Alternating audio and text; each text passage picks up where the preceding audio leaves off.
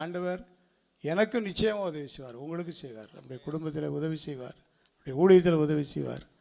எந்த சோதனையாக இருந்தாலும் ஆண்டவருக்குள்ளே நிலைத்து நிற்போம், ஆண்டவர் மைய ஆசீர்வதிப்பார். அது பின் வசனத்தை வாசித்து பார்க்கும்போது 12வது வசனம், அப்பொழுது அவர் பிள்ளையாண்டன் மேல் உன் கையை போடாதே, அவனுக்கு ஒன்றும் செய்யாதே. அவனுக்கு ஒன்றும் செய்யாது.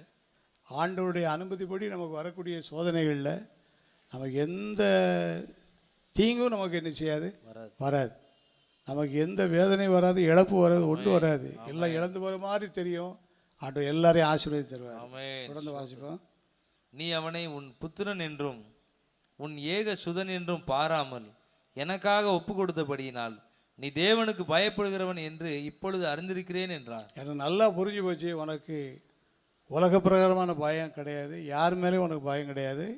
எனக்கு பயப்படுகிற பயம் உனக்கு இருக்கிறபடினால உன்னை நான் கட்டாயம் என்ன செய்வேன், ஆசீர்வதிப்பேன்னு சொல்லி 14வது வசனத்தில் வாசிக்கிறோம். 13, ஆபிரகாம் தன் கண்களை ஏறெடுத்து பார்க்கும்போது இதோ பின்னாக புதரிலே தன் கொம்புகள் சிக்கி கொண்டிருந்த ஒரு ஆட்டுக்கடாவை கண்டான். ஒரு ஆட்டுக்கடாவை கண்டு அப்பொழுது ஆபிரகாம் போய் கடாவை பிடித்து அதை தன் குமாரனுக்கு பதிலாக தகன பலியிட்டான். அல்லேலூயா. ஆமென். சோதிக்கப்படுவர்களுக்கு உதவி செய்ய வல்லவராக இருக்கிறார். இந்த காரியத்தை செய்தபடியினால 16வது வசனம், நீ உன் புத்திரன் என்றும் உன் ஏக சுதன் என்றும் பாராமல் அவனை ஒப்பு கொடுத்து இந்த காரியத்தை செய்தபடியால் நான் உன்னை ஆசீர்வதிக்கவே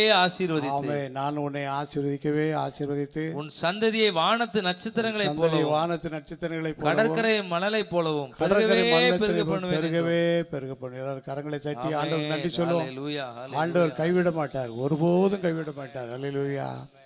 கைவிடார் இயேசு, கைவிடார் இயேசு, கைவிடார் நம்மை ஒருபோதும் அவர் கைவிடார், நம்மை ஒருபோதும் அவர் கைவிடார் இயேசு, கைவிடார். இன்னைக்கு நம்ம எல்லாரும் என்ன எதிர்பார்க்கிறோம்? ஆபிரகாமுடைய விசுவாசம் எங்களுக்கு வேணும், ஆபிரகாமுக்குரிய ஆசீர்வாதம் எங்களுக்கு வேணும்னு சொல்லி கேட்குறோம். கேட்கறது கட்டாயம், கேட்கணும். அது பிறகு ஆண்டவர் நம்மளை போய் நெருக்கமான பாதையில் வழி நடத்தினாலும் அதை மகிழ்ச்சியோடு ஏற்றுக்கொள்ளும்போது அந்த மகிழ்ச்சியின் ஆசீர்வாதம் சந்ததியாக பலிக்கும்படி கர்த்தர் உதவி செய்வார்.